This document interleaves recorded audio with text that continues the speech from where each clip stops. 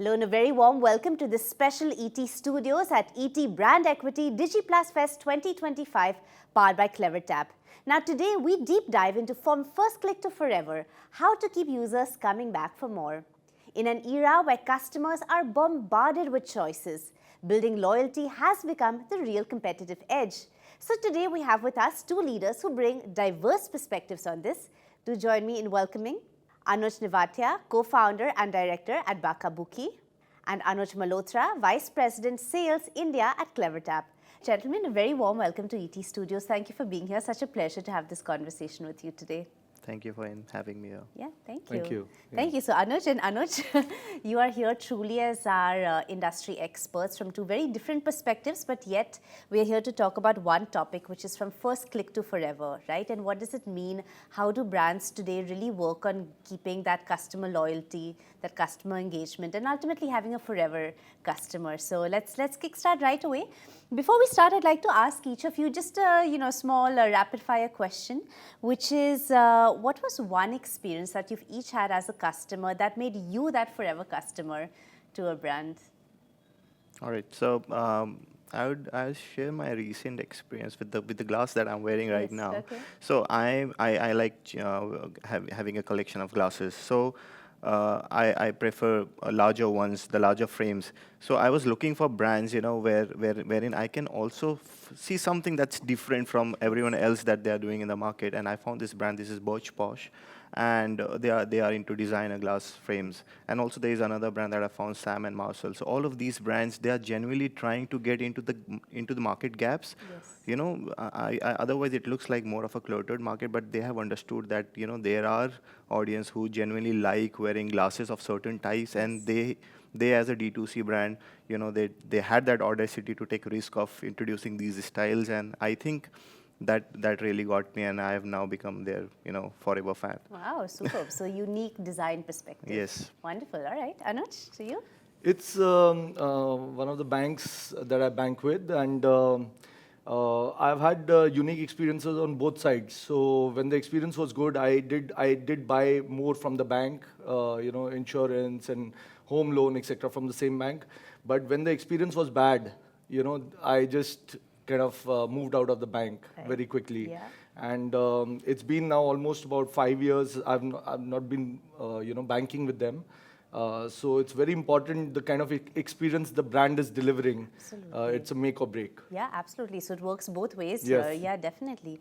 Great to hear this from two, again, experts. So Anuj, so now coming to you as a fashion and lifestyle brand, and especially a brand like yours, you're catering to the youth, to the Gen Zs, like really the culture that's so in to the fashion and lifestyle space today.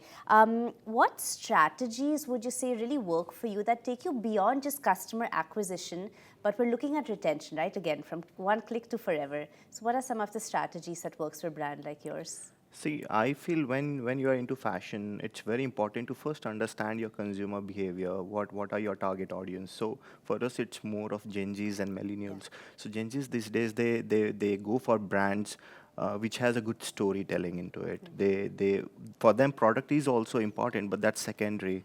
First, what they prefer is a brand which has a real good storytelling, and that's exactly what we focus a lot on Bacca Bucci, on giving them a good UGC content, giving them good unboxing experiences, good fit checks. All of these really help Bacca Bucci to sort of give them reason for keep coming back to us. And it's more like what are the kind of launches and how have we communicated them, how have you been able to give that emotional relevance for them to trust us. So that genuinely helped us a lot in our journey. Okay, wonderful. Thank you for that. Yeah, we're going to deep dive a bit into the emotional connect aspect. But before that, Anuj, to come to you, again, from your very interesting vantage point of working with so many industries and so many sectors, what would you say are some of the differentiations in your retention strategies that you recommend? For example, of course, there's a very high churn, high frequency food delivery service. Then we have fashion.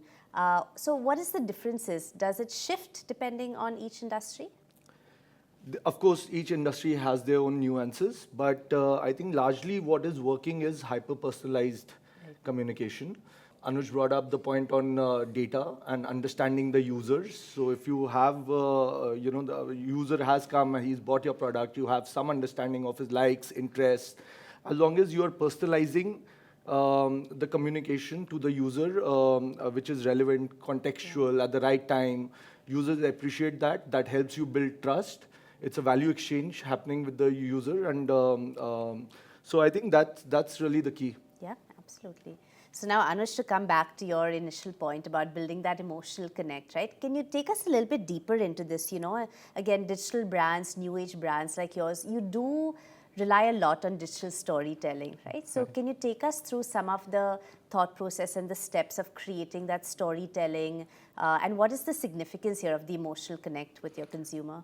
So I'll just give you an example of what we do at Bacca Bucci. So for example, if we look from a bird's eye view, it will look like a cluttered space, entire footwear Yes, as a category. absolutely. But then when we deep dive, we see that we are 140 crores as a Indians. And if you deep dive, you'll see there are a lot of gaps in the market.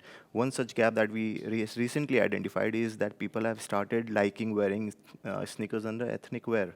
Even the brides have started wearing sneaker under their lehengas, and the guys have started liking wearing sneakers under kurta and pajama. So that's one story where we found that, okay, there is this gap.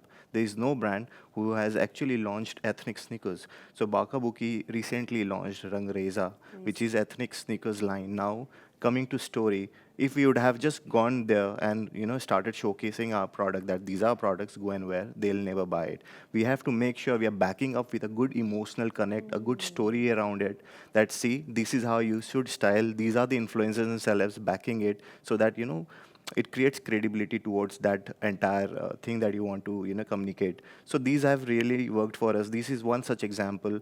Then we also do a lot of boots for bikers. So recently we got a feedback from someone who went to minus 50 51 degrees Celsius in Russia, and he actually wrote us an entire one-page feedback mentioning that how our boot helped him skid off the cliff after he met with an accident. So that was really emotional for us as a founders also. So, it's very important for you to, and now what we did is we took that feedback, we created a story around it and allowed other bikers in the community to know about it, that see why you should trust us. So it's very important how you tell them, your TG, that why you should back us, why you should trust us. These are the reasons. We have real life examples. All of this is very important these days to be communicated. Yes. So Yes. that's how we do our content. Wow, thank you for sharing that. And yeah, to your point about influencers, I mean, of course, we live in an era where influencer marketing is so key. Another trend that's building on top of that is the micro influencers, right? Or the Right. highly regional influencers, the really specialized ones Correct. that maybe don't have that access to millions. Correct. It's a smaller target base, but very, very specific, Correct. right? Would just love to understand your take on that. And does that really impact the way your brand connects with the audience? Yes, it's very relevant. I mean, you have brought a very good point. So this is exactly what we are doing. Again, I'll continue with the Rangreza itself. So what we did with Rangreza is that we identified these regional creators in Bengal who can actually wear this for Durga Puja.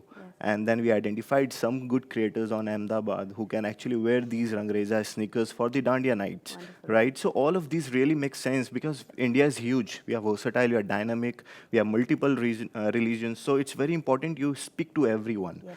And when you see, when you speak to everyone, there's a halo effect that comes and builds the entire overall brand trust. So that's how we have been tapping on regional creators, and I feel it's very important to tap on macro creators because those are real voices of India. Yeah, absolutely. Thank you for that. Anuj, love to get your thoughts on this. Of course, from a CleverTap perspective, it's slightly diversified here, but just as we are seeing all these wonderful new trends coming up, right? And each brand is really understanding how to harness exactly which trend in marketing suits them. Just, yeah, how do you see this journey panning out? Yeah, so in our tool also, for example, we've integrated AI, Gen AI, and a lot of the content is getting created using, the AI tools, right? And what we are seeing is that marketers are, then able to spend more time doing other things. And the content, what is the kind of sentiment that you want to invoke, whether it's a FOMO, whether it's trust, whether it's any other sentiment, AI will help you actually define that. Then you can convert it into vernacular multiple languages, and then you can look at which is the best channel, for reaching out to the user and what time. Yes. So that, I think that is the one shift we are seeing with all the AI coming in. Wow, fascinating, yeah. And Anuj, again to this entire space with fashion, lifestyle that is so fast changing, right? You're looking at creating that forever customer base, so surely consistency is very important, but at the same time, freshness and innovation is at the heart of your industry, right? Right, that's How do you true. keep that balance going? I mean, it's very, very right. So it's very important because these days people get bored very easily. I mean, if you do not keep them giving reason to come back and buy, they'll genuinely move to someone else. And it's very important that keep giving them something that you have done earlier, and now what you have done is something different from what you have done. But then again, there has to be some sort of consistency. Yes. That trust should be there. I mean, if I was selling something that was A, I shouldn't be selling something now Z. I mean, that should be something A plus, So that is what we do. So when we innovate, we try and see, what was that, people liked, what worked really well for us, and what is that we can now just, add on top of it to make a better version of the previous launches that we have done. And that is how we innovate keep innovating our new styles. Okay, that A plus That strategy. A plus strategy, yes. Okay, wonderful. In fact, even on the tech side, and using AI again as an example, a lot of the recommendations which are being generated are basis users' past True, behavior. yes, What have they yes, liked, yes. disliked, Right, and right. so that also helps. Yeah, wonderful. So, I mean, could you kind of take that one step further and tell us any specific strategies that you're really observing that help D2C brands, new age brands, fashion brands, because that's what we are here to talk about, create that one-time buyer into a forever buyer? So a lot of experimentation can happen using our tool, and one of the nice use cases that we saw where conversions really went up was one of the D2C brands. They were doing at the time of checkout. And a cart abandonment use case when the user not actually converted but left the cart abandoned and moved on. And we, naturally we've been thinking that, and marketers have been thinking to reach out to the user immediately, nudge the user immediately to come back. But using an experimental tool, which we call a feature called as IntelliNode, you can actually define the time gap and run 3-4 parallel experiments, reaching out to users in a 15-minute gap or a 30-minute gap or a 1-hour gap. And we saw that the users who were nudged after 1 hour were the maximum users who came back and fulfilled the journey. So I think a lot of marketers are doing all these experiments, and that is helping them, understand better their users. Super fascinating. Thank you so much. Thank you both of you. You've shared such great insights here today. Before we wrap up, just if you can leave our viewers with one key takeaway. We're talking to an audience of marketeers and so much more, brands such as yours, of course, in their own journey. What is one key takeaway that you think is very integral to really keep that user coming back for more? Well, so I have always believed in one fact that while I say a lot about storytelling, a lot about trust, a lot about, a well-defined discount-led campaigns time and again, but not obviously every other day. All of these are important, but collectively, if I have to say for a longer run, what has always been great for us or for a lot of other brands as well is if you were able to deliver value to that customer or not. So that's the key. The overall conclusion of every effort that you do should be that, yes, I was able to deliver value. And once you have achieved that, only then that particular customer is always going to come back to you because they genuinely felt, that I was delivered worth for every penny that I have spent. Yes, wonderful. So I believe in delivering value. That's been the story of Bacca Bucci as well. Thank you. Anuj? Yeah, fantastic, and completely agree. Delivering value, building trust, and using AI, etc., all these tools to deliver more hyper-personalized experiences. Yes, absolutely. Value, trust, and of course, hyper-personalization. Yes. Truly some key tools here. Thank you so much, gentlemen. It's been such a pleasure to have you on ET Studios and hearing all your insights so candidly as you've shared today. Thank you. Thank you. Thank you. Thank you, Devina. All right, as we come to a close of this insightful conversation, what comes through clearly is that retention isn't just about gimmicks, it's about relevance, consistency, and listening closely to your customers. Whether in fashion or across industries, the goal remains the same: creating experiences that makes users want to return not just once, but forever. Until next time, many thanks for watching.